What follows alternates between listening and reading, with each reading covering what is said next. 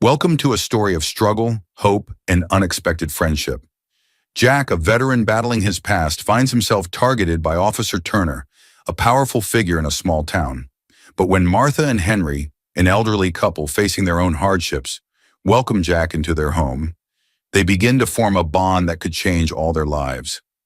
As Turner's relentless vendetta threatens to destroy the fragile peace they found, Jack must find the courage to fight back, risking everything to protect the new family he's come to love. But will it be enough to overcome the past and build a future? Or will Turner's influence tear them apart? Comment below with your thoughts and where you're watching from, and subscribe for more stories of resilience and the strength of the human spirit. Stick around to see how this powerful tale unfolds. The sun crept through the lace curtains of Martha Johnson's small living room, casting a soft glow over the worn furniture. She moved slowly, carefully with each step as she shuffled from the kitchen to the living room, where her husband Henry lay in his hospital bed. The steady hum of his breathing filled the quiet space, a rhythm she had grown accustomed to over the years. Henry, once a tall, broad-shouldered man, now lay immobile, his body a shadow of its former strength. His gaze followed Martha as she approached, his eyes still as sharp as ever. Even though he couldn't speak, they had a way of communicating through shared glances and the small gestures that came with decades of love. Martha placed a gentle hand on Henry's shoulder, her touch as familiar to him as the feel of the morning sun on his face. "I'm heading to the store, Henry," she said softly, adjusting the blanket that covered his thin frame. "I'll pick up everything we need." Henry's expression softened into what might have been a smile, a wrinkle forming at the corners of his eyes. He tried to lift his hand, and though the movement was minimal, Martha held it as if it were a precious gift. She pressed a kiss on his knuckles, feeling the rough skin against her lips. "I won't be long," she promised, "and I'll be back before you know it." Martha straightened with a quiet wince, the ache in her back flaring up as it did most mornings. She walked to the door, taking a final glance at Henry before stepping outside. The brisk air was a stark contrast to the warmth of their small home, and she wrapped her cardigan tighter around herself, feeling the chill settling into her bones. As she walked toward White's grocery, she passed neighbors going about their routines. Most gave her a brief nod, their expressions distant. Martha was used to this kind of interaction, the polite distance that separated her from the rest of the town. It didn't bother her as much anymore, but on mornings like this, she felt the weight of loneliness settle in. She clutched the crumpled shopping list in her hand, Henry's shaky handwriting spelling out the essentials: bread, milk, eggs. And then, at the bottom, the one item she dreaded buying most: adult diapers. Her heart tightened with a familiar pang of embarrassment, but she squared her shoulders, reminding herself that Henry depended on her. White's Grocery was one of the few remaining businesses in town that still felt like a relic of another time. Its aisles were narrow, shelves stacked high with goods that barely changed from one season to the next.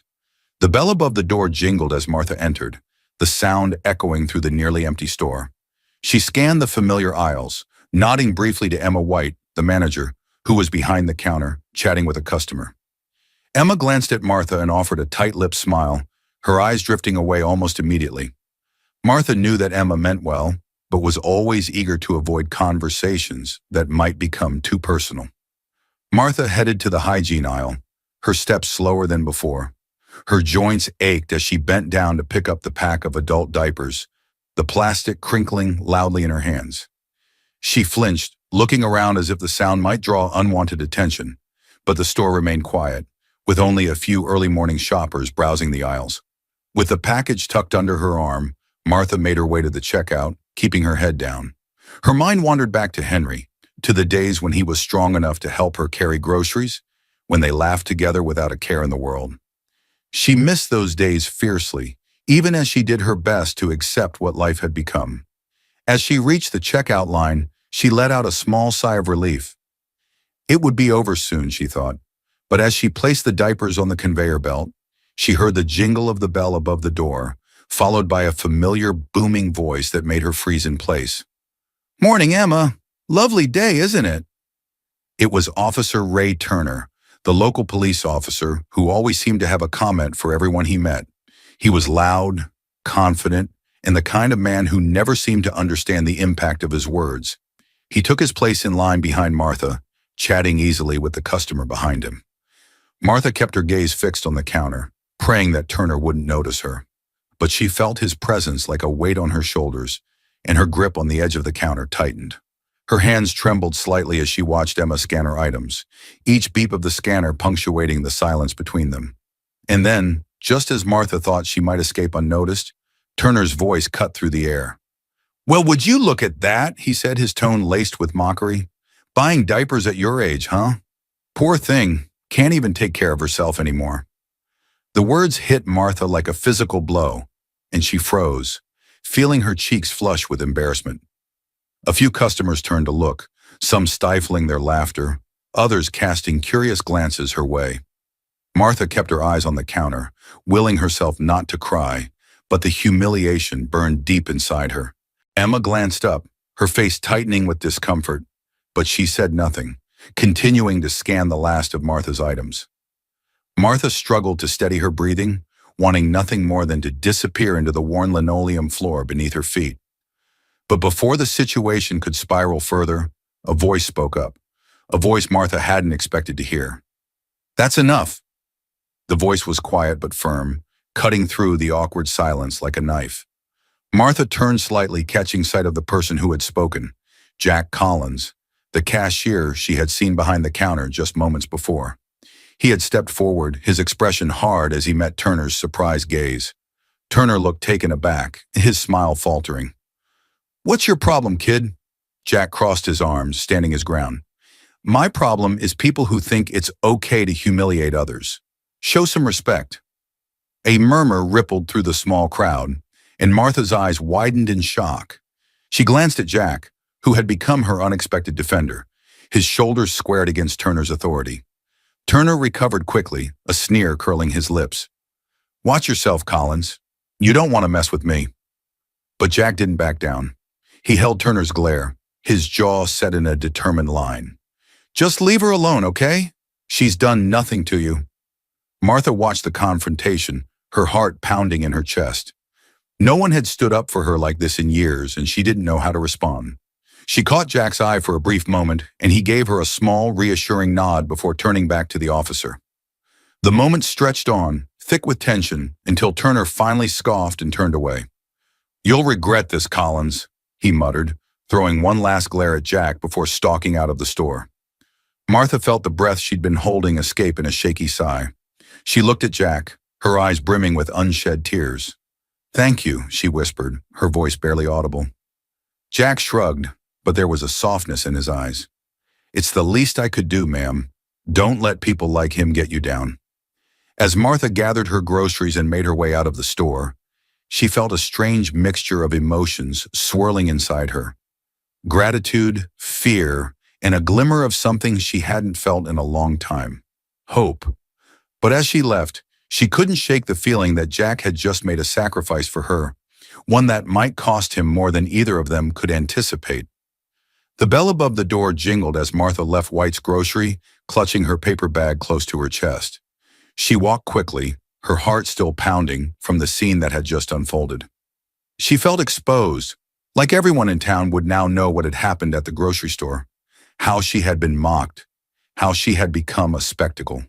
But more than that, she couldn't shake the memory of Jack Collins standing up to Officer Turner on her behalf. She paused halfway down the street, glancing back at the store's familiar red awning. The name White's was painted in weathered letters, a constant presence in her life, but now it felt like the place where everything had changed, a place where her private struggles had become painfully public. Yet amidst the shame, a flicker of gratitude warmed her chest. She wanted to go back, to find Jack and thank him properly for his kindness, but she was too shaken. Martha took a deep breath, squared her shoulders, and kept walking, knowing Henry was waiting at home. As she reached their little house, Martha pushed open the front door, letting the familiar sense of lavender and the faint aroma of last night's dinner wash over her. She set the grocery bag on the kitchen counter and hurried into the living room, where Henry's bed was placed near the window. "Henry," she said, her voice wavering as she took a seat beside him, "you wouldn't believe what happened today." Henry's eyes, sharp and attentive, focused on her face, and Martha felt a lump rise in her throat. It had been years since Henry could speak, but his expressions still conveyed a lifetime of wisdom and empathy. There was this young man, a cashier at the grocery store. He stood up for me. When that officer made those awful remarks, he told him to stop. She paused, her hands trembling as she smoothed Henry's blanket. No one's done that for me in a long time. Henry's lips twitched, the smallest sign of a smile. His gaze seemed to ask her more about the man, about what it meant to her. Martha squeezed his hand, feeling the familiar calluses that had once held hers with such strength. I didn't even know what to say to him. I just left. But he lost his job for it, Henry. I think he might have done it knowing what it would cost him. I don't know what to do. For a long moment, they sat in silence, Martha's mind racing with the possibilities. She had never been one to get involved in other people's lives, preferring to keep her head down and manage her own burdens. But this time the guilt gnawed at her, and she wondered if there might be some way to make it right. The next day, Martha woke up before dawn, the restless thoughts of the previous evening pushing her out of bed. After helping Henry with his morning routine, she brewed a pot of coffee, trying to calm her nerves.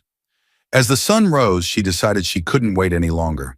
She had to see Jack, to thank him, to offer some kind of apology or support for what he had lost because of her. She arrived at White's grocery just after opening. Emma White stood behind the counter, arranging some newspapers, her expression tense as she glanced up and saw Martha approaching. "Morning, Emma," Martha said, her voice polite but strained. "Is Jack here today?" Emma's face tightened. She set down the stack of papers and folded her hands on the counter, glancing around as if to ensure no one else could hear. "No, Martha, he's not here. He's been let go." The words hit Martha like a punch to the gut. She had known it might happen, but hearing it confirmed sent a wave of guilt crashing over her. "Emma," Martha began, struggling to find the right words. "Did it have to do with what happened yesterday? The argument with Officer Turner?" Emma shifted uncomfortably, avoiding Martha's gaze. "You know how this town is, Martha. It's small, and people talk. After what Jack did, Turner filed a formal complaint, and then some of the customers, they didn't like what he said. They called in, and I didn't have a choice." "But he was defending me," Martha pressed, her voice growing more urgent. "He shouldn't be punished for that." Emma sighed, finally meeting Martha's eyes. "I know, Martha. I know. But Turner's got a lot of pull around here. And Jack, he's been struggling for a while. It was easier to let him go than to fight it. I feel terrible, but my hands are tied." Martha felt a bitter taste in her mouth. She wanted to argue, to make Emma see how unfair this was, but she knew it wouldn't change anything. The town's unspoken rules ran deep, and Jack was just another casualty. With a heavy heart, she thanked Emma and left the store, feeling the weight of the injustice settle in her chest. She couldn't let Jack face the consequences alone. She had to find him, to make sure he was okay. Martha spent the next few days searching for Jack in the places she thought he might be: behind the grocery store, near the gas station, anywhere that might offer some shelter from the chill October air. She walked the streets until her legs ached, each time returning home to Henry with a heavier heart. Finally, on the third day, she spotted a familiar figure huddled on a bench near the town's old bus stop. Jack sat with his head bowed, a small cardboard sign propped up next to him. His clothes were rumpled, his face pale and gaunt, as if he hadn't eaten in days. For a moment, Martha hesitated, wondering if she should turn back.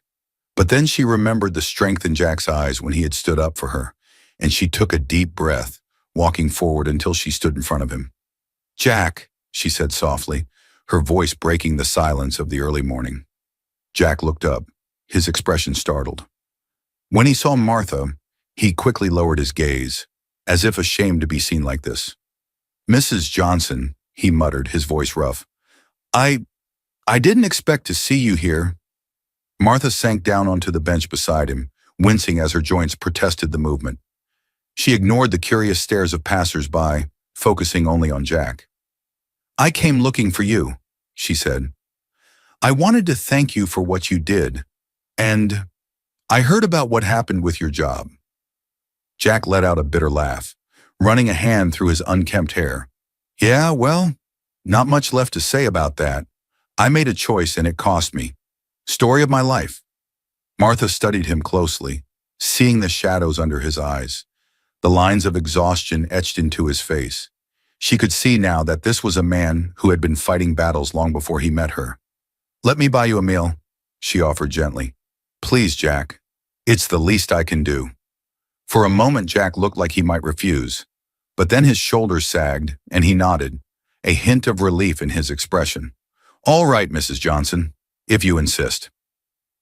They walked together to Fran's Diner, a small greasy spoon where Martha and Henry used to come for breakfast on weekends. The waitress Clara recognized Martha, but didn't comment on Jack's disheveled appearance, though she eyed him with a mixture of curiosity and pity.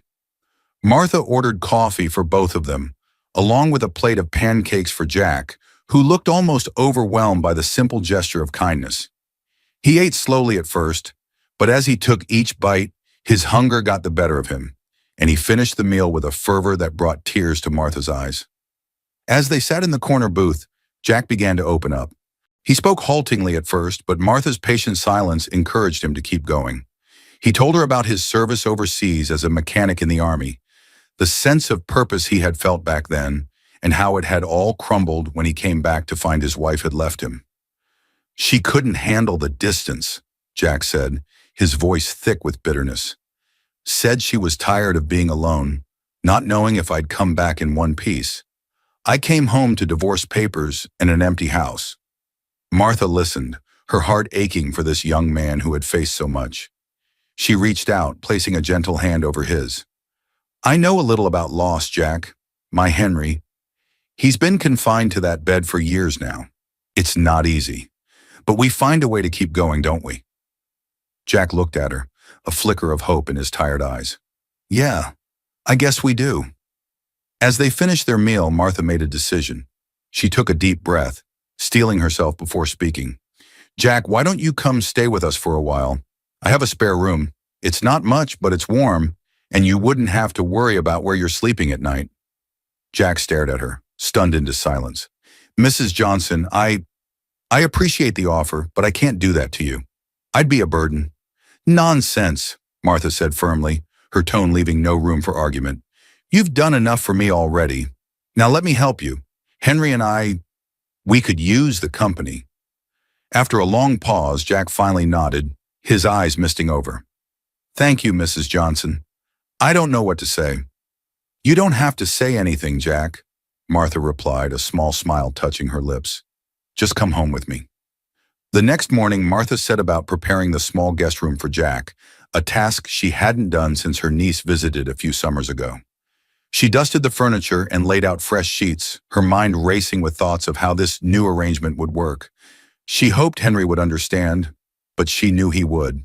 He always did. When she returned to the living room, Henry's eyes tracked her movements, his brow furrowing slightly as she rearranged a few things near his bed. I met him, Henry, she said, sitting down in the armchair beside him. The young man I told you about, Jack. He lost his job because of what he did for me, and now he doesn't have anywhere to go. I asked him to stay with us for a while. She paused, gauging Henry's reaction. His expression softened, and he blinked slowly, his silent way of telling her that he trusted her decision. Tears welled up in Martha's eyes, and she reached out to hold his hand. I hope this is the right thing to do, Henry, she whispered, but I just couldn't let him face this alone. A knock at the door interrupted her thoughts, and Martha stood quickly, smoothing down her dress before opening it.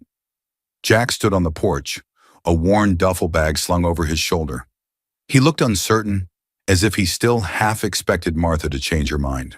She offered him a warm smile, gesturing for him to come inside. Welcome, Jack. Let's get you settled.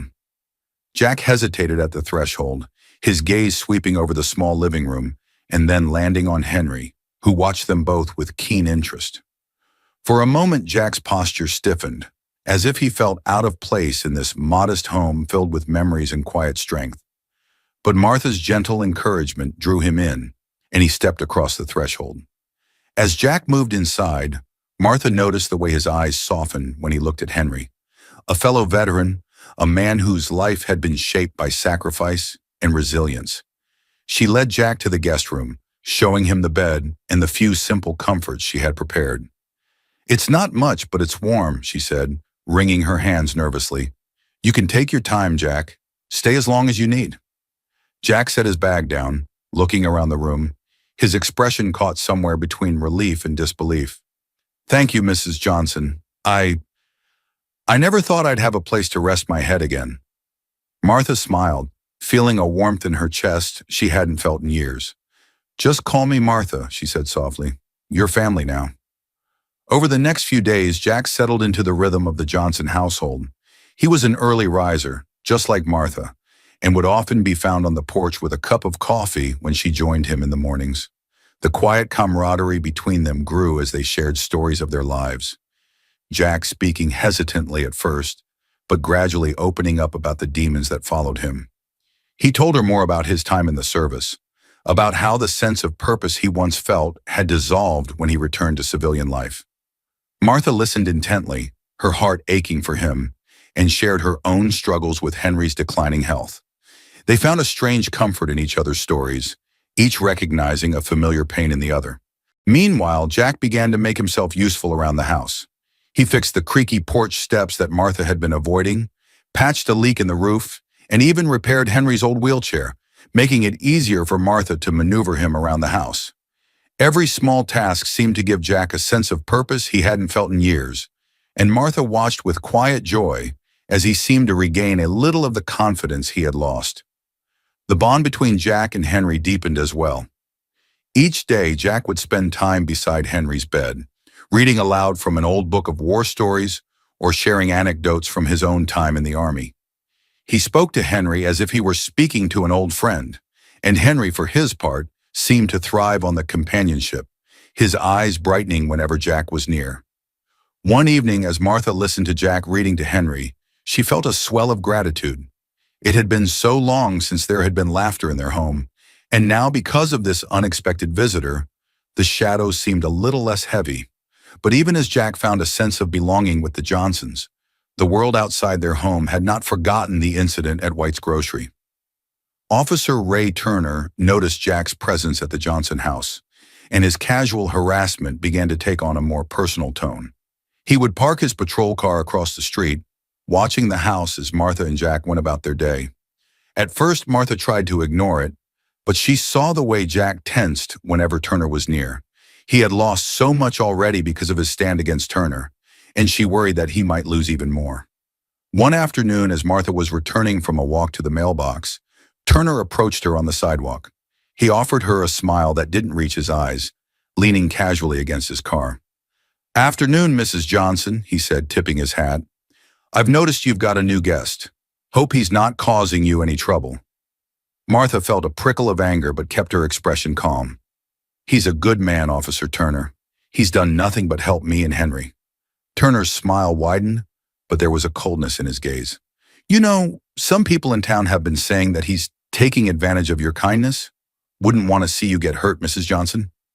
Martha squared her shoulders, refusing to be intimidated. "Jack's been a blessing to us. He's welcome in my home, as long as he needs to be." Turner's expression soured, and he leaned in closer, his voice dropping to a dangerous whisper. "Watch yourself, Mrs. Johnson. That boy's trouble. You'd do well to keep your distance." He stepped back, giving her a mocking salute before getting into his car. As he drove away, Martha stood frozen on the sidewalk, her hands trembling with a mixture of fear and anger. She knew that Turner's words were a threat, but she was determined not to let him scare her into turning Jack away. When she returned inside, Jack noticed her shaken expression and frowned. "Martha, what happened?" She hesitated, but then decided to tell him the truth. "Turner was here. He thinks you're taking advantage of us. He wants me to ask you to leave." Jack's face darkened, his jaw clenching with barely suppressed anger. "I'm sorry, Martha. I never wanted to bring trouble into your life. Maybe I should go." "No," Martha said firmly, surprising herself with the strength in her voice. "You belong here, Jack. Don't let him make you think otherwise. Henry and we're better with you here. Don't let him scare you away." Jack looked at her, the tension in his expression easing slightly. He nodded, though doubt still lingered in his eyes. Thank you, Martha. I don't know what I'd do without you and Henry. She squeezed his arm, offering him a small, encouraging smile. We stand together, Jack, no matter what. As the days passed, Turner's harassment continued, but Jack tried to focus on his growing responsibilities at the Johnson home. He found small ways to make Martha's life easier, installing handrails in the bathroom for Henry, fixing the back door that had always been difficult to latch. And Martha began to trust him more and more, finding comfort in his presence. But one evening, as Jack was taking out the trash, Turner drove by slowly, rolling down his window to make another snide comment. Watch your back, Collins, he called, his voice carrying through the quiet street. You never know when you'll run out of friends. Jack clenched his fists, his first instinct to confront Turner. But then he remembered Martha's words, her faith in him, and he forced himself to look away, focusing instead on the warmth of the Johnson home, the place that had become his sanctuary.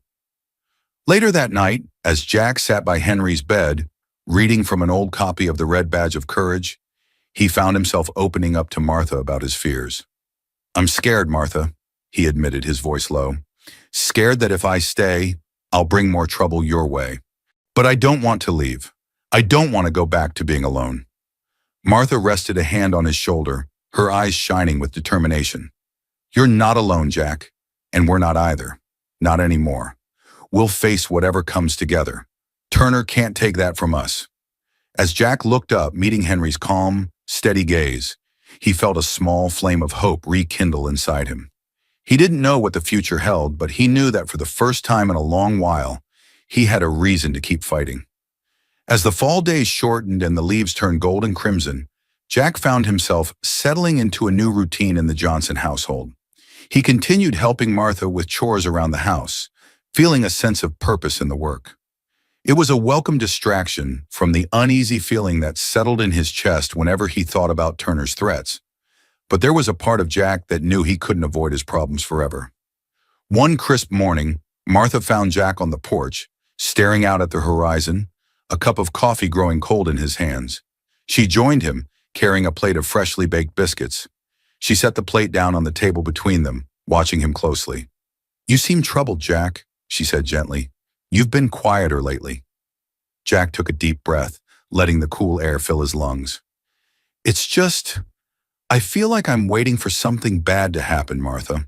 Like any minute, Turner's going to show up with some excuse to make my life harder. Martha reached out, covering Jack's hand with her own. You don't have to face him alone. We're in this together, remember? He managed a small smile, but his gaze remained distant. I know, Martha, but I can't keep relying on you and Henry forever. I need to find a way to stand on my own 2 feet. A thought seemed to strike him, and he turned to Martha with newfound determination. I think I'm ready to get help, Martha. For the drinking, I mean. There's an AA meeting in town. I looked it up last night. The sincerity in Jack's voice touched Martha deeply, and she squeezed his hand, feeling a surge of pride. That's a brave step, Jack, and it's not easy to ask for help. I'll be with you every step of the way. As Jack nodded, a small weight seemed to lift from his shoulders, and for the first time in a long while, he felt a sense of hope, fragile but growing. That afternoon, Martha drove Jack to his first meeting. The community center wasn't far, but Jack's hands shook slightly as they gripped the dashboard of Martha's old car. He kept glancing out the window, as if half expecting to see Turner's patrol car tailing them.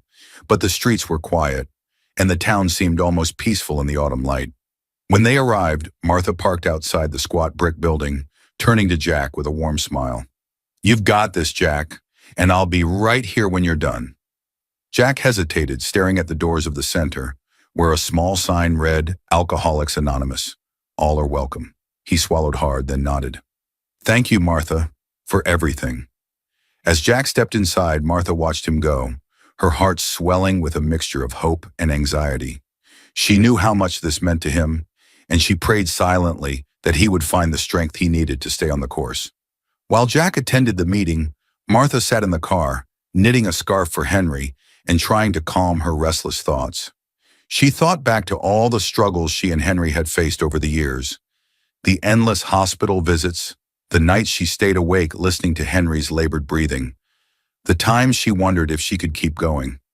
They had come through it together, and now she believed that Jack could find his own way through the darkness.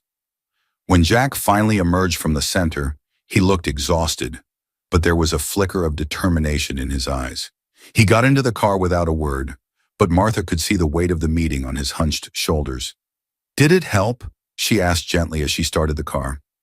Jack exhaled slowly, rubbing his hands together as if trying to warm them. "I think so. Hearing other people's stories. It made me realize I'm not alone. Maybe I can do this, Martha." "You can," Martha said, her voice filled with quiet certainty.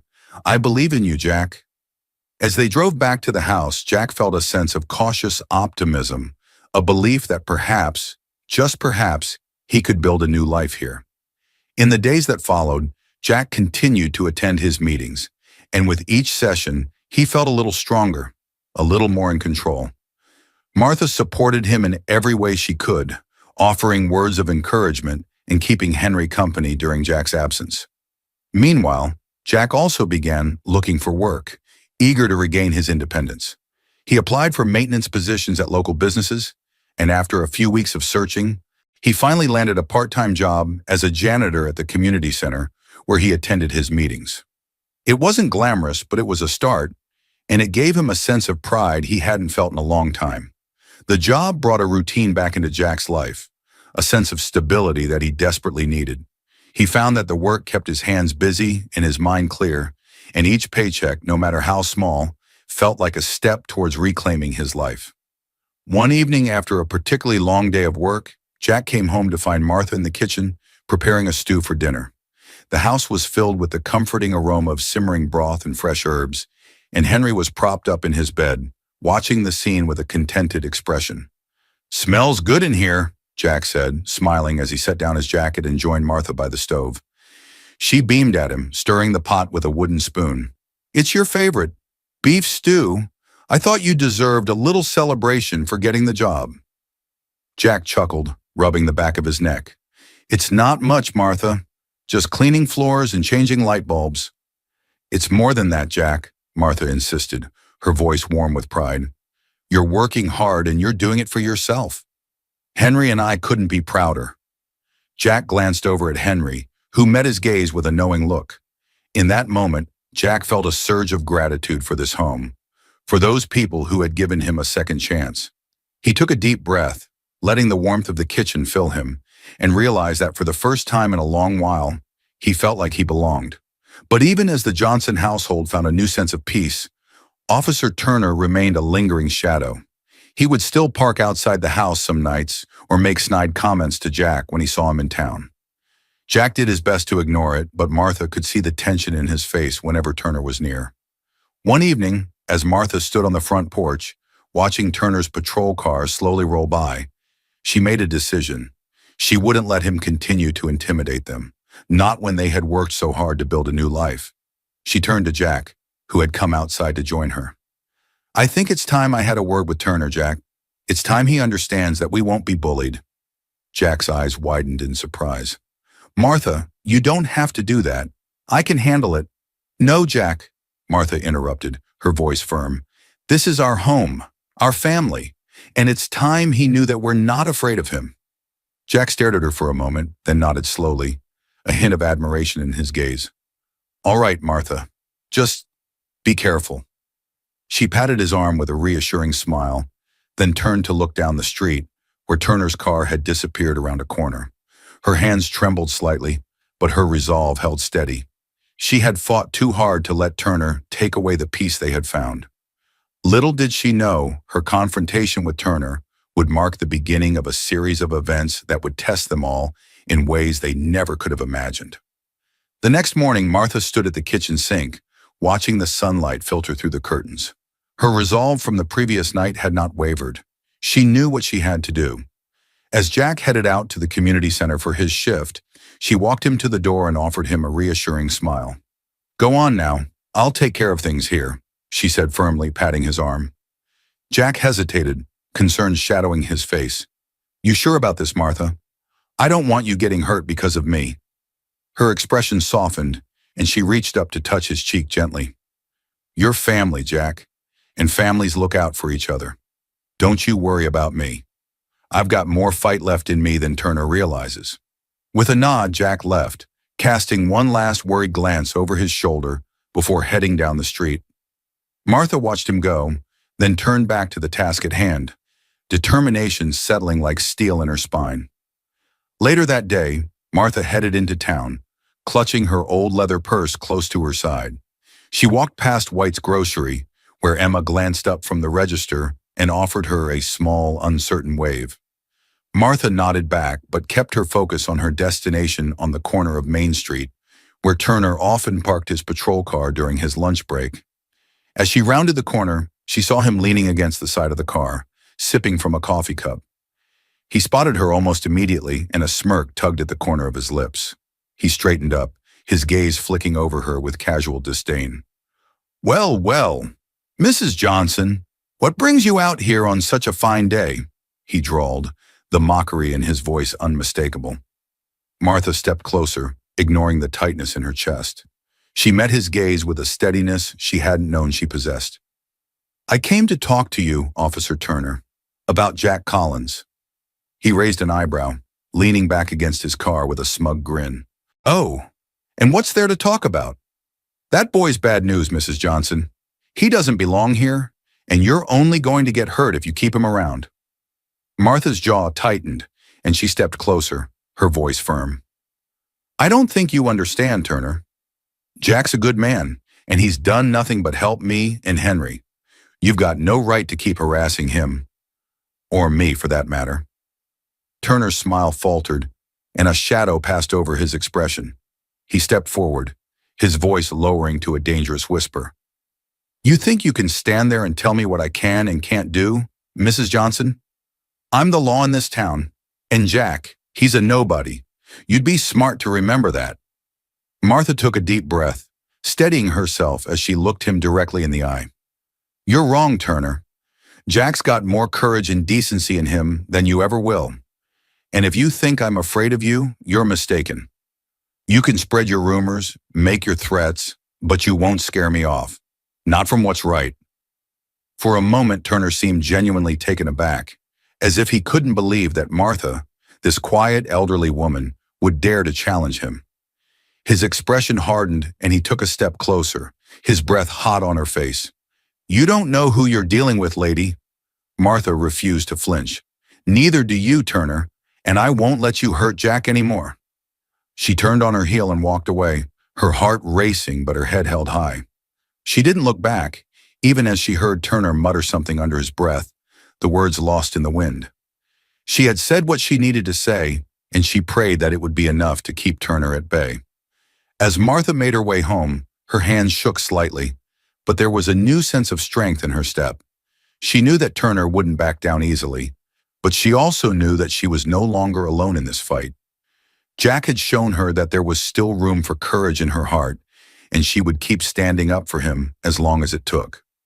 The tension between Jack and Turner only seemed to escalate after Martha's confrontation. Turner made a point of driving past the Johnson house more frequently, his patrol car lingering outside their gate, as if daring them to respond. But Jack and Martha held firm, refusing to let him intimidate them. Despite the pressure, Jack continued to make progress in his recovery. His job at the community center became a lifeline, offering him a chance to rebuild his self-esteem. He struck up a friendship with Tom, the center's manager, a kind-hearted man in his 50s who saw potential in Jack. One afternoon, as Jack mopped the hallway floors, Tom leaned against the wall, watching him with a thoughtful expression. "You're doing good work here, Jack. We could use a man like you full-time if you're interested." Jack paused, blinking in surprise. He turned to face Tom, hope flickering in his chest. "Full-time? You serious?" Tom chuckled, folding his arms. "Dead serious. I've seen how you've been pulling yourself up one step at a time, and the kids at the after-school program like having you around. Gives them someone to look up to." Jack couldn't help the smile that spread across his face. It had been so long since he'd felt like he was worth something, like he had a future beyond just getting through the next day. "I'd love that, Tom. Thank you." The prospect of steady work filled Jack with a renewed sense of purpose, and he shared the news with Martha and Henry that evening over dinner. Martha beamed with pride as she served the stew, and Henry's eyes crinkled at the corners, his silent approval clear. As Jack sat at the table, eating the warm meal that Martha had prepared, he realized how far he had come.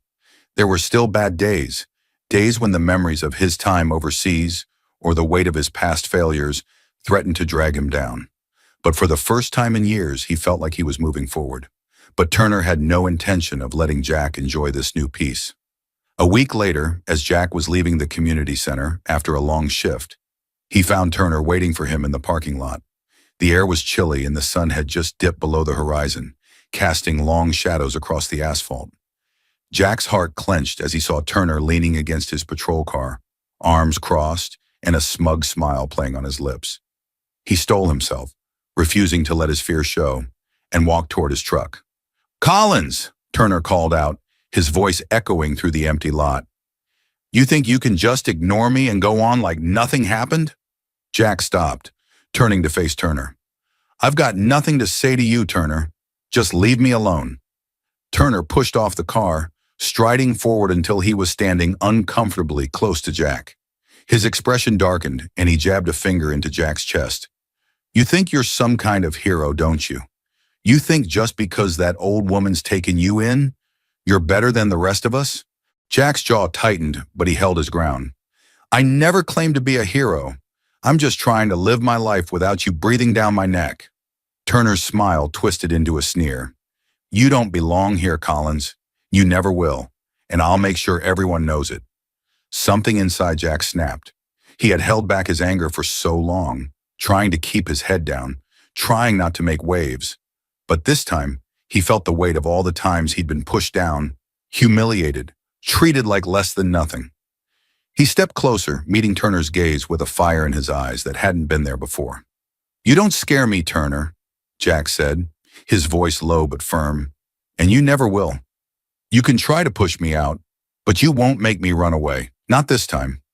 Turner's face reddened with anger, and for a moment Jack thought he might lash out.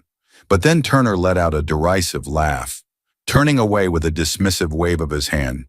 "You're not worth it, Collins. Just don't get too comfortable. This town's got a way of chewing people like you up and spitting them out." As Turner climbed into his patrol car and drove away, Jack stood in the fading light, his chest heaving with the effort of holding back his rage. He knew that Turner wouldn't give up easily, but Martha's words echoed in his mind. "We stand together." When he returned home that night, Martha was waiting for him on the porch, her silhouette framed by the warm glow from the living room window. She looked up as he approached, seeing the tension in his face. "Did he bother you again?" she asked softly, her voice filled with concern. Jack nodded, but then he took a deep breath and managed a small smile. "Yeah, he did. But you know what? I'm not afraid of him anymore. Not as long as I've got you and Henry by my side." Martha's eyes glistened with unshed tears, and she reached out to take his hand, giving it a gentle squeeze. "And we're not afraid either, Jack. Not as long as we're together." As they stood on the porch, the night air cooled around them. Jack felt a sense of peace settle over him. He knew there were still battles ahead, but he also knew that he wouldn't have to face them alone.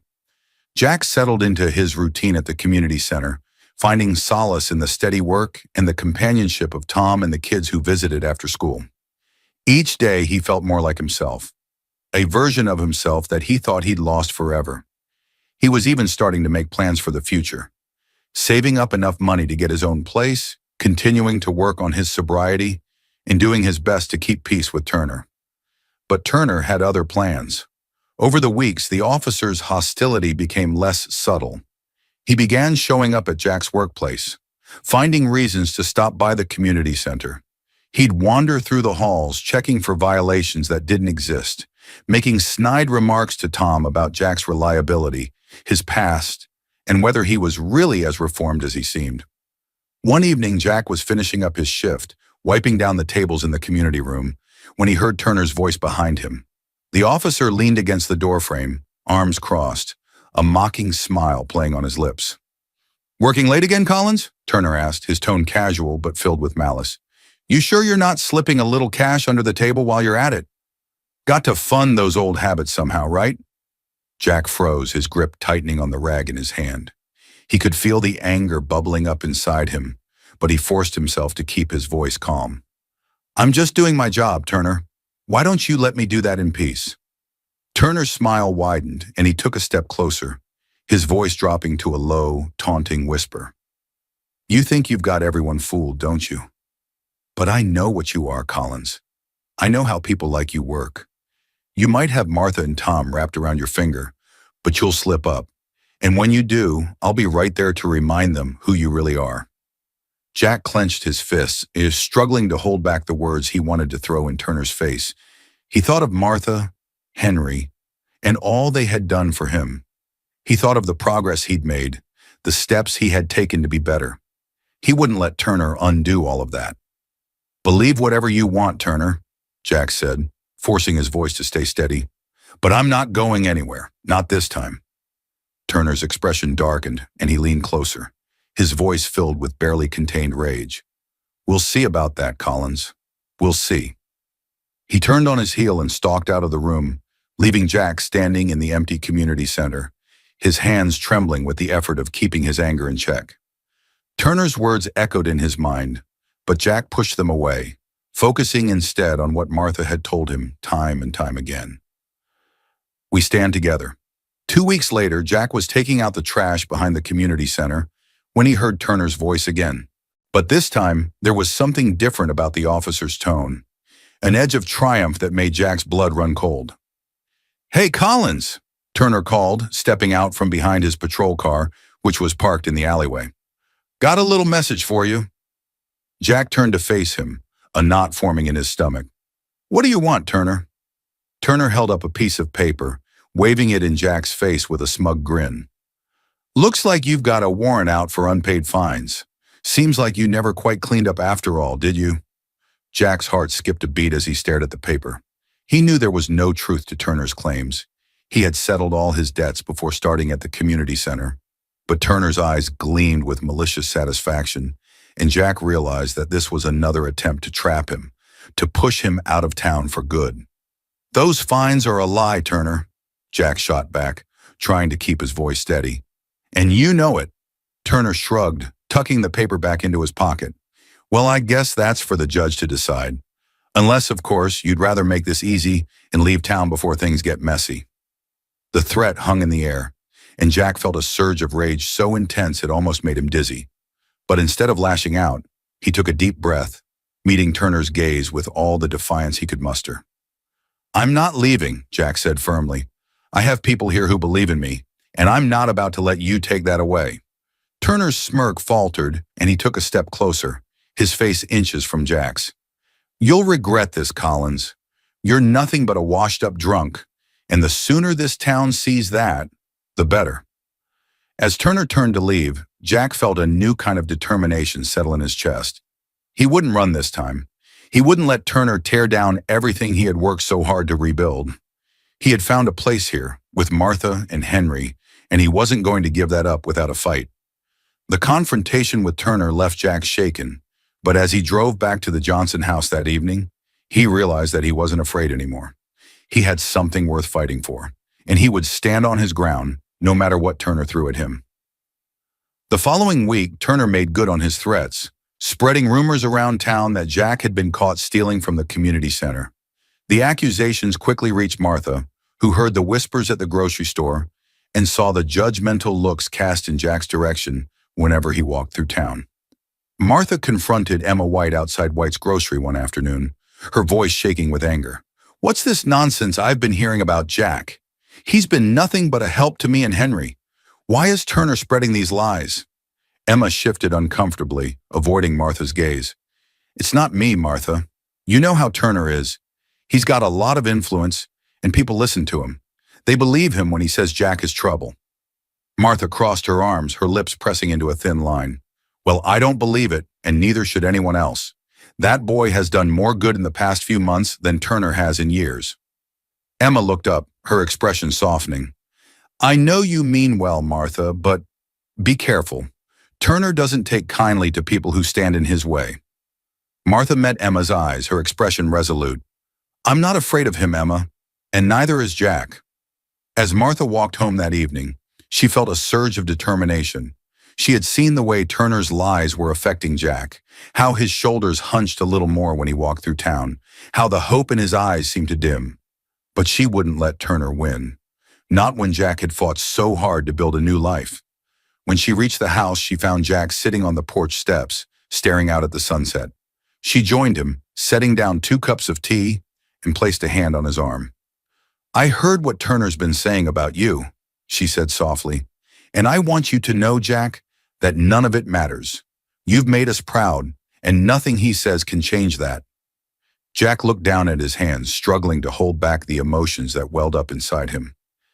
It's just hard sometimes, Martha, to keep believing that I'm worth something, that I can be better than who I used to be. Martha squeezed his arm, her voice filled with warmth. You already are better, Jack, and Henry and we're better because of you. Jack took a deep breath, letting her words wash over him like a balm. He looked out at the darkening sky, feeling a small spark of hope rekindle in his chest. Martha's unwavering support gave him the strength to keep going, to keep fighting for the life he had started to build. And as they sat together on the porch, watching the first stars appear, Jack realized that no matter what Turner did, he wouldn't give up. He had found a new family here, and that was worth everything. Jack tried to hold on to Martha's words as he went about his days, but Turner's shadow loomed larger with each passing week. The rumors spread through town like slow poison, turning friendly nods from neighbors into wary glances. Even Tom at the community center, who had been so supportive, began to look at Jack with a flicker of doubt in his eyes. One evening, as Jack was leaving the community center, Tom stopped him by the front door, his expression troubled. The evening sun cast long shadows across the empty parking lot, and Jack felt a familiar knot of anxiety tighten in his chest. Listen, Jack, Tom began, scratching the back of his neck. You know I've always thought you were doing a good job here, but, well, there's been talk around town. People are saying things about you, and it's making some of the board members nervous. Jack felt his stomach drop, but he forced himself to stay calm. It's all Turner, Tom. He's got it out for me. You know I'd never steal anything or hurt anyone. Tom sighed, looking genuinely conflicted. I believe you, Jack, but I've got to keep the peace around here. Maybe it'd be best if you laid low for a bit, just until things cool down. Jack's heart clenched at the thought of losing the one place where he'd started to feel like he belonged, but he saw the strain in Tom's face and knew that his friend was caught between loyalty and pressure from the town. Yeah, okay, Jack said finally, forcing a small, tight smile. I get it. I'll take a few days off. Tom clapped him on the shoulder, relieved. Thanks, Jack. I know it's not fair, but we'll get through this. Jack nodded, but as he walked to his truck, the weight of the situation settled over him like a shroud. He knew that Turner wouldn't be satisfied until he was run out of town, and now it seemed like he was one step closer to getting what he wanted. The next day, Martha watched Jack pacing in the front yard, his hands shoved deep into his pockets, frustration radiating off him in waves. Henry watched too, his sharp eyes following Jack's movements from his place by the window. Martha had shared with him what Tom had said, and she could see the pain in Jack's expression, the pain of being pushed out of yet another place where he had tried to find his footing. She stepped outside, bracing herself against the cool autumn wind, and joined Jack on the porch. You're wearing a hole in the grass, she said gently, trying to lighten the mood. Jack stopped, turning to face her, his expression bleak. I just don't get it, Martha. I'm doing everything right this time, working hard, staying sober, and still it's like Turner's everywhere, whispering in people's ears, turning them against me. Martha reached out, placing a hand on his arm, feeling the tension thrumming beneath his skin. It's not you, Jack. It's him. He's trying to make you feel small, to make you forget all the progress you've made. But you're stronger than that. Jack looked at her, his eyes filled with a desperate kind of hope, as if he was searching for something to hold on to. I don't know how much longer I can take it, Martha. I'm so tired of fighting. Martha's heart ached at the pain in his voice, and she squeezed his arm, offering him a soft, steady smile. You're not alone in this, Jack. We'll find a way through. And if Turner thinks he can push you out of this town, he's got another thing coming. Just then, the sound of a car engine rumbled down the road, and Martha turned to see Turner's patrol car cruising slowly past the house, his eyes fixed on them. He didn't stop, but his smirk was unmistakable, a silent promise that he wasn't finished yet. Jack's fists clenched at his sides and Martha placed a calming hand on his shoulder, but she knew that Turner's constant presence was wearing him down. She just hoped that Jack could hold on to his strength long enough to see that he wasn't fighting alone. 3 days later, Martha and Jack found themselves at White's Grocery, stocking up on supplies.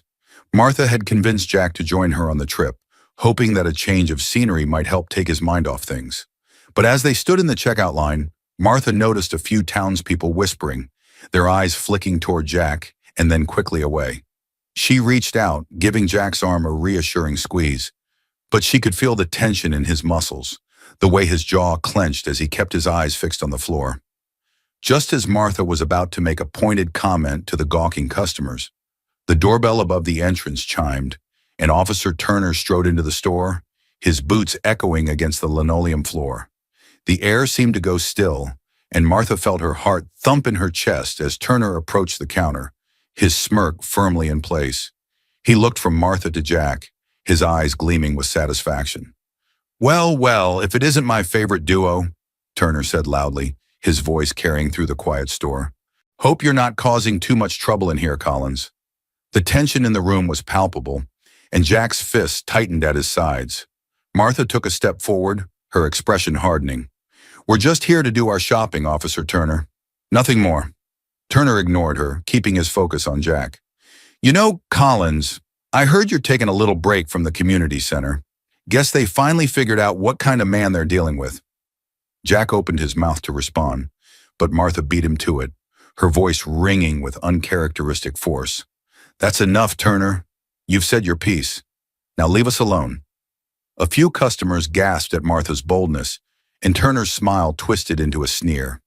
He took a step closer, towering over her, and Jack moved to position himself between them, his anger bubbling dangerously close to the surface. "You think you can stand up to me, Mrs. Johnson?" Turner hissed, his voice dripping with venom. "You think that old man of yours or this washed-up veteran can protect you?" Martha held her ground, lifting her chin with a defiance that surprised even herself. "I think I've had enough of your threats, Turner. You can push and push, but you're the one who should be ashamed." Turner's face flushed red, and he seemed ready to lash out, but then a voice cut through the tension, a young woman's, firm and unwavering. "That's enough, Turner." Everyone turned to see Emma White standing behind the counter, her arms crossed over her chest, her face set with determination. Her voice was loud enough that the entire store went silent, and Turner's expression shifted from anger to surprise. "Emma, you don't want to get involved in this," Turner said, a hint of uncertainty creeping into his tone. But Emma didn't back down. "Actually, I do, because I'm tired of you bullying people in my store. Jack hasn't done anything wrong, and neither has Martha. So why don't you leave them alone?" A murmur ran through the other customers, and Turner looked around, suddenly aware that the tide of public opinion might be turning against him. He glared at Jack one last time, but Jack stood tall, a new strength in his posture. Without another word, Turner turned on his heel and marched out of the store, his face flushed with anger.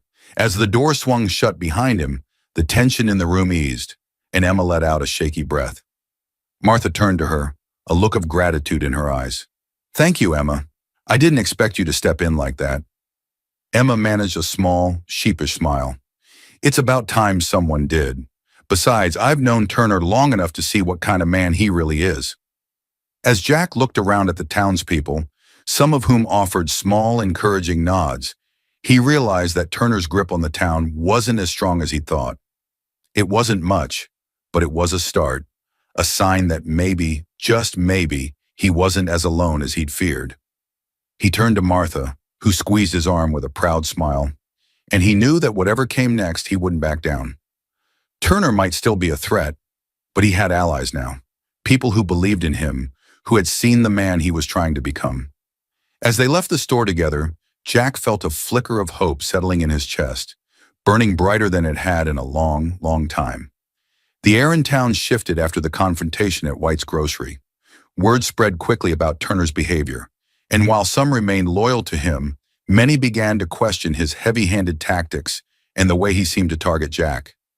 The whispered gossip that had once been focused on Jack now turned toward Turner, casting doubt on the officer's integrity.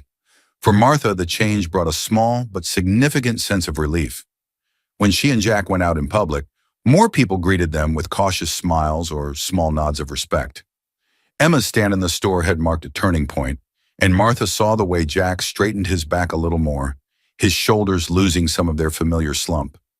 Yet Turner's presence still lingered like a dark cloud over their lives. He continued to make his rounds through the neighborhood, his patrol car idling near the Johnson house at odd hours, a silent reminder that he wasn't finished with them. Jack knew that Turner was waiting for him to slip up, to give him an excuse to swoop in and arrest him for some invented offense. One evening, as Martha prepared dinner, Jack sat by Henry's bed, speaking softly to the older man while he adjusted his pillows. Henry watched him intently, his sharp eyes glimmering with a kind of paternal pride that Jack had rarely seen directed his way. "Guess we're in for a tough road, Mr. Johnson," Jack murmured, more to himself than to Henry. "Turner isn't backing down, but maybe this time we don't have to back down either." He glanced over his shoulder at Martha, who was humming quietly in the kitchen, her back turned as she stirred a pot on the stove. He thought about the sacrifices she had made for Henry, the way she had embraced him into their home despite her own fears.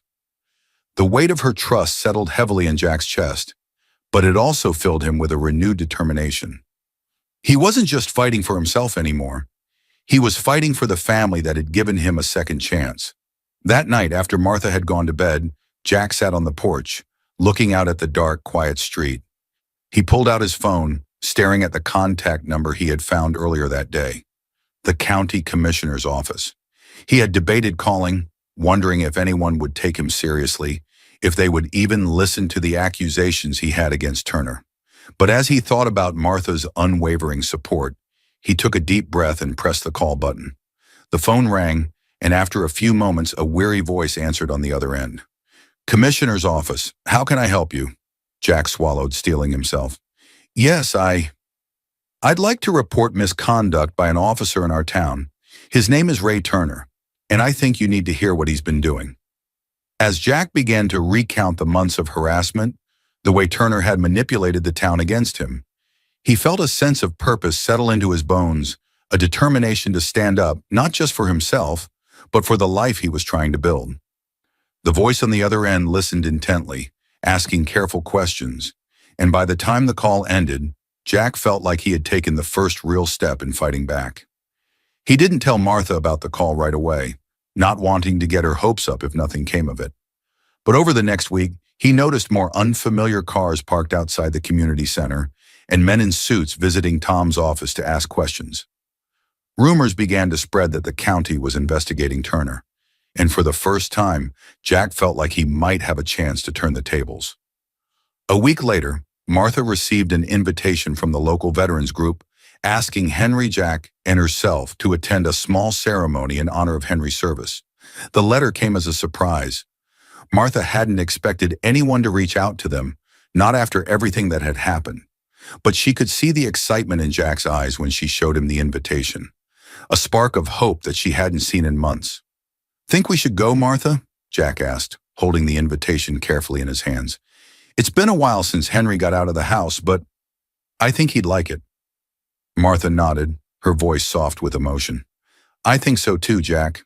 It's been so long since Henry was recognized for what he's given to this country. I think he'd be proud to go and to have you there with him." On the day of the ceremony, Martha, Jack, and Henry made their way to the town's small Veterans Memorial Park. Jack helped Martha wheel Henry's chair over the uneven grass, guiding them to a place near the front. A modest crowd had gathered.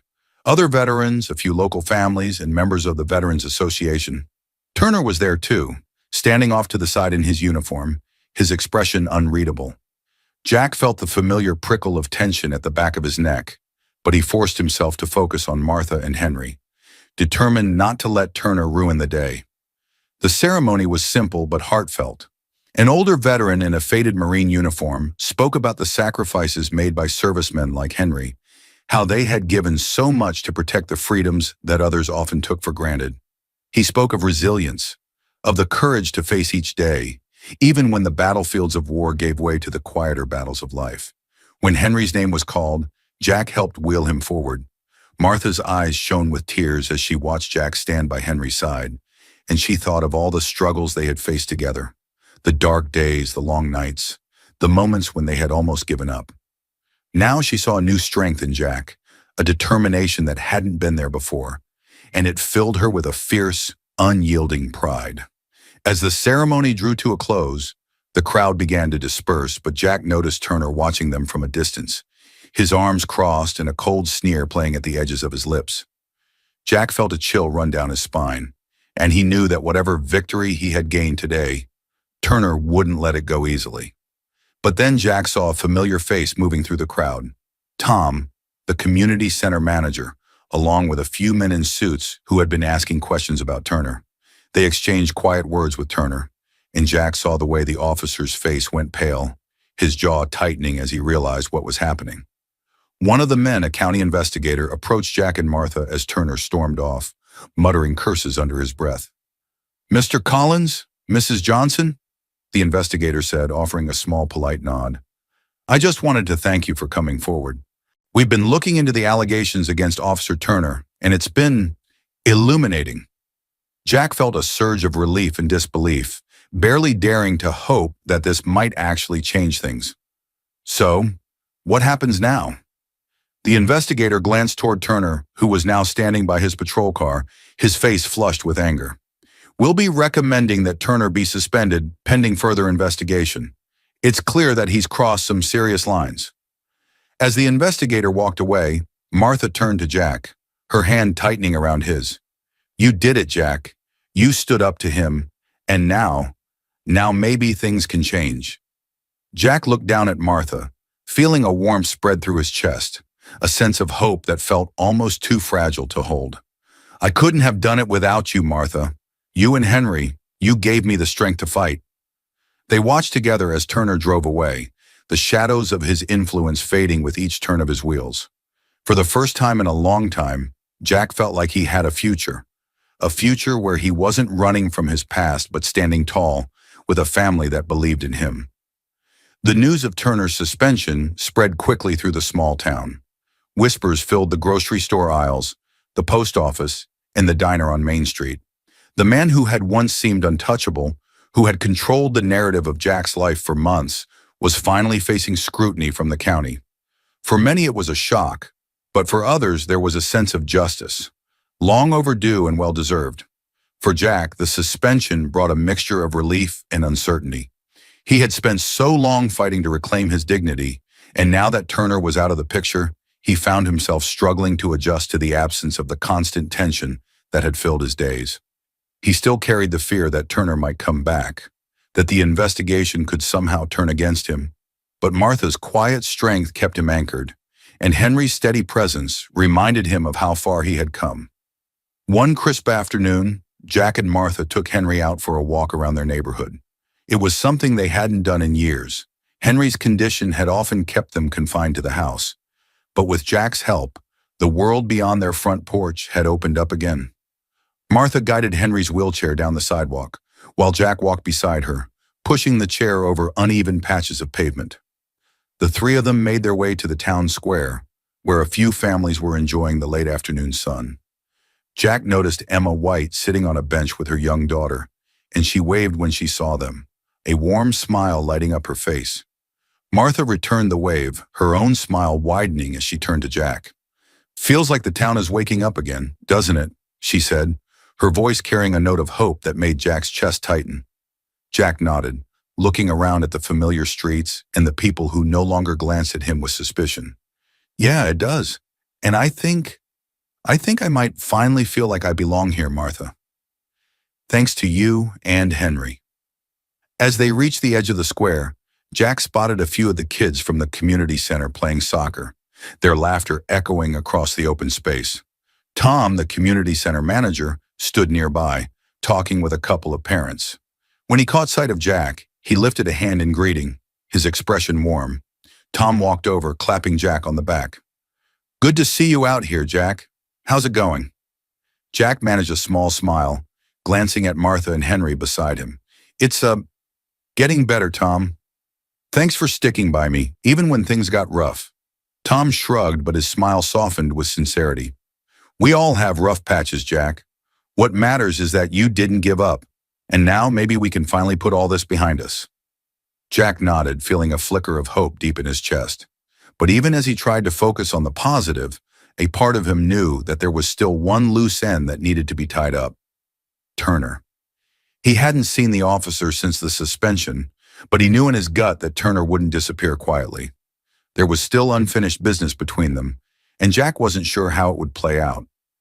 That evening, as they returned home, Jack found himself pacing the front porch, the autumn air cool against his skin. Martha noticed his restless energy and joined him, wrapping a shawl around her shoulders as she stepped outside. You're worried about him, aren't you? Martha asked, her voice gentle. About Turner. Jack nodded, rubbing the back of his neck. Yeah, I am. I know he's been suspended, but I just can't shake the feeling that he's not done with me yet. I keep expecting him to show up, looking for a fight. Martha reached out, placing a comforting hand on his arm. Whatever happens, Jack, we'll face it together. You're not that same man who came to us looking for a place to hide. You've found your strength again, and you've given us hope too. Jack looked down at her, feeling a wave of gratitude and love for this woman who had taken him in, who had seen the good in him even when he couldn't see it himself. He squeezed her hand, nodding slowly. Thank you, Martha. I just hope you're right. The next day dawned gray and cool, a heavy mist hanging over the town. Jack had just finished tidying up the front yard when he heard the rumble of an engine coming up the street. He looked up, his stomach twisting with dread as he recognized the familiar shape of Turner's patrol car. The car came to a stop in front of the Johnson house, and Turner stepped out, his expression hard and unreadable. He wasn't in uniform. He had been stripped of that authority for the time being. But the look in his eyes told Jack that he was still every bit as dangerous. Jack took a deep breath, stepping down from the porch to meet Turner in the driveway. Martha appeared at the door, her face pale with worry, but Jack gave her a reassuring nod. He didn't want her getting involved in this, not if it could be avoided. What do you want, Turner? Jack asked, keeping his voice steady, even though his heart pounded in his chest. Turner crossed his arms, a bitter smile twisting his lips. You think you've won, don't you, Collins? You think just because you've got a few people on your side, you've beaten me. But you haven't. You're still the same pathetic loser you've always been. Jack felt a flash of anger, but he forced himself to stay calm, to hold his ground. I'm not looking for a fight, Turner. Whatever you've got against me, it's over. You're not the law anymore. Turner's eyes narrowed and he took a step closer, his voice dropping to a dangerous whisper. You think I need a badge to put you back in your place? Jack felt a surge of fear, but he refused to back down. He thought of Martha and Henry, of the home they had given him, the strength they had helped him find. He thought of all the times he had run from confrontation, from his own mistakes, and he realized that this time he couldn't run. He had to stand up, for himself, for the family that had given him a second chance. I'm not afraid of you anymore, Turner, Jack said, his voice growing steadier with each word. You've tried to take everything from me, but you failed. And you know why? Because I'm not the man you think I am. I'm stronger than that, and I've got people who believe in me. For a moment, Turner seemed genuinely taken aback, as if he hadn't expected Jack to speak with such conviction. But then his expression twisted with rage, and he took a step forward, raising a fist. Before Turner could strike, Martha's voice rang out behind Jack, sharp and filled with unyielding determination. That's enough, Turner. If you lay a hand on him, I'll have the sheriff down here in minutes. Turner froze, glancing past Jack to where Martha stood on the porch, her phone clutched tightly in her hand. Her eyes blazed with anger, and Jack could see the fierceness in her that had carried her through so many of life's challenges. For a long, tense moment, the three of them stood in the driveway, the air thick with unspoken threats. Then Turner seemed to deflate, his shoulders sagging as he let out a bitter laugh. You think you've beaten me, Collins? He muttered, his voice filled with venom. "You haven't. You're just lucky this old woman took pity on you." With that, he turned on his heel, stomping back to his car.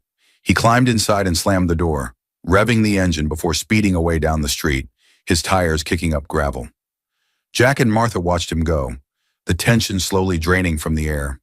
When the car disappeared around the corner, Jack let out a shaky breath, turning to Martha with a look of disbelief. "You didn't have to do that, Martha. He could have—" Martha shook her head, stepping forward to take his hands in hers. "Yes, I did, Jack. Because you're worth fighting for.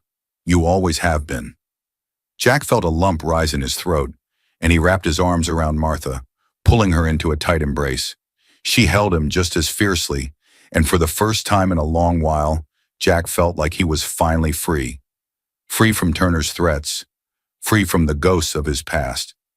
As they stood there, the sun broke through the clouds, casting a warm, golden light over the Johnson house. It felt like a promise of a new beginning, a future where Jack, Martha, and Henry could finally find peace. And as Jack looked out at the familiar town he had come to call home, he knew that whatever challenges lay ahead, he wouldn't face them alone. The seasons turned, and with them came a quiet peace that settled over the Johnson household. Winter's chill gave way to the gentle warmth of spring, and the days grew longer, filled with the soft murmur of birds returning to the trees that lined their quiet street. The town itself seemed to breathe easier, as if a weight had been lifted from his shoulders now that Turner's influence had waned. Jack embraced the rhythm of his new life, feeling a sense of stability he had almost forgotten was possible. He continued his job at the community center, now on a full-time basis, thanks to Tom's support and the goodwill of the parents who saw the positive impact he had on their children. He also remained dedicated to his sobriety, attending his weekly AIA meetings with a renewed sense of purpose. Each day was still a challenge, but Jack faced it with a kind of quiet determination, knowing that he had a future worth fighting for. The days in the Johnson home were filled with small but meaningful routines. Martha baking fresh loaves of bread and sharing stories over breakfast. Jack working on repairs around the house or reading to Henry in the afternoons. And evenings spent together on the porch, watching the sky fade into soft hues of orange and pink. Henry's condition had not improved, but the presence of Jack brought a new light into his days. Though he couldn't speak, the silent exchanges between him and Jack spoke volumes, a bond forged through shared understanding and the unspoken gratitude for each other's company. One bright spring morning, Martha came into the kitchen to find Jack standing by the window, a thoughtful expression on his face as he looked out over the blooming garden. Martha placed a fresh cup of coffee in front of him, her hands still dusted with flour from the biscuits she had been making. "You're up early," she remarked, settling into the chair across from him. Jack glanced at her and smiled, the kind of smile that reached his eyes. "Yeah, I guess I couldn't sleep. Just thinking about how far things have come since everything." Martha nodded, understanding the unspoken words that lingered between them. She reached across the table, placing a comforting hand on his. "You've done well, Jack. I hope you know that. Henry and we couldn't have asked for a better friend." Jack's throat tightened with emotion, and he looked down at their clasped hands. "I wouldn't have made it without you and Henry, Martha. You gave me a place to belong when I didn't think I'd ever find that again." Martha squeezed his hand gently, her eyes warm with unspoken pride. "You earned it, Jack. Every bit of it. And no matter what happens, you'll always have a place here. We're family." The word family settled in Jack's heart like a balm, soothing the old wounds that still ached on quiet nights. He had never imagined finding a sense of belonging in a place like this, in a small town that had once felt so hostile, in the home of a couple who had opened their door to a stranger in need. But here he was, standing on the other side of his darkest days, with the promise of a future that felt brighter than he had ever dared to hope. In the weeks that followed, Jack found new ways to give back to the town that had gradually come to accept him. He volunteered to coach a youth soccer team at the community center, drawing on his experience as a mechanic to help the kids build makeshift goals from old pipes and scrap wood. He even found time to fix up Martha's old garden shed, transforming it into a small workshop where he could tinker with repairs for neighbors who needed a helping hand. And while Turner had been suspended from his position as an officer, He remained a distant presence, choosing to stay away from Jack and the Johnsons. The county's investigation had revealed enough to keep him from regaining his former authority. But Jack knew that the bitterness in Turner's heart hadn't disappeared. Yet Jack had learned to let go of that fear, to accept that some battles would always linger, but that he didn't have to fight them alone. One afternoon, as Jack was packing up the soccer equipment at the community center, Tom walked over, his expression thoughtful. "Hey, Jack," Tom began, a hint of pride in his voice. "I've been thinking. We've got a new after-school program starting up next fall, and I was wondering if you'd be interested in a leadership role. The kids look up to you, and I think you'd be a great mentor." Jack felt a swell of emotion rise in his chest, and he managed to smile, still amazed at how much his life had changed. "I'd be honored, Tom. Really, I would. Thanks for believing in me." Tom clapped him on the shoulder, his smile genuine. "You've earned it, Jack, and it's good to see you smiling again." As Jack watched the kids scatter across the field, laughing and playing in the golden afternoon light, he felt a sense of fulfillment that he hadn't known in years. For the first time in a long time, he allowed himself to dream about the future, to imagine a life where he could be a positive force, where he could give back to a community that had, in its own way, offered him a second chance. Back at the Johnson house, life settled into a comfortable rhythm, each day bringing small joys and the warmth of companionship. One sunny afternoon, Martha found herself sitting on the porch, a glass of lemonade in her hand, while Jack trimmed the hedges along the front yard. She glanced over at Henry, who was propped up in his chair, his eyes half closed as he dozed in the sunlight. Martha smiled softly, watching the way Jack moved with ease now, no longer weighed down by the shadows of his past. She thought back to the day when he had first appeared on their doorstep, worn down and uncertain, and she marveled at how far they had all come since then. She thought of Henry's silent but unwavering support, of the love that had carried them through the hardest years, and she felt a quiet gratitude that filled her heart to overflowing. She turned to Jack as he finished his work, calling out to him with a playful tone. "Jack, you missed a spot there." He glanced over his shoulder, catching her teasing grin, and laughed. "I'll get to it, Martha. Don't you worry." As Jack put away the tools and joined Martha on the porch, she handed him a glass of lemonade, and they sat together, enjoying the simple pleasure of the warm breeze. The town stretched out before them, quiet and peaceful, and Martha felt a sense of contentment settle over her, like a soft blanket. "Do you think Turner will ever come back?" Martha asked after a while, her voice thoughtful. Jack considered the question, then shook his head. "I don't know, Martha, but if he does, I'm ready for him. And this time, I'm not facing him alone." Martha smiled, her hand resting on his arm. "You found your place here, Jack, and no one can take that from you now." They sat in companionable silence for a long while, listening to the distant sound of children playing and the rustle of leaves in the breeze. Jack thought of the journey that had brought him here, of the struggles that had nearly broken him, and of the unexpected kindness that had helped him rebuild his life. He thought of Martha and Henry, of the home they had shared with him, and he knew that whatever challenges lay ahead, he would face them with a sense of purpose and strength that he had once thought lost forever. As the sun dipped below the horizon, casting long shadows across the yard, Jack, Martha, and Henry remained on the porch, watching the sky turn shades of gold and pink. They knew that life would never be without its difficulties, that Turner's presence might still linger in the back of their minds. But they also knew that they had found something far more powerful than fear, a sense of hope, of resilience, of a future they could build together. And as the first stars appeared in the twilight sky, Jack felt a sense of peace settle over him, like the gentle warmth of a long-forgotten embrace. He reached out, taking Martha's hand, and together they sat in the quiet of the evening, knowing that no matter what tomorrow brought, they had already found their way home.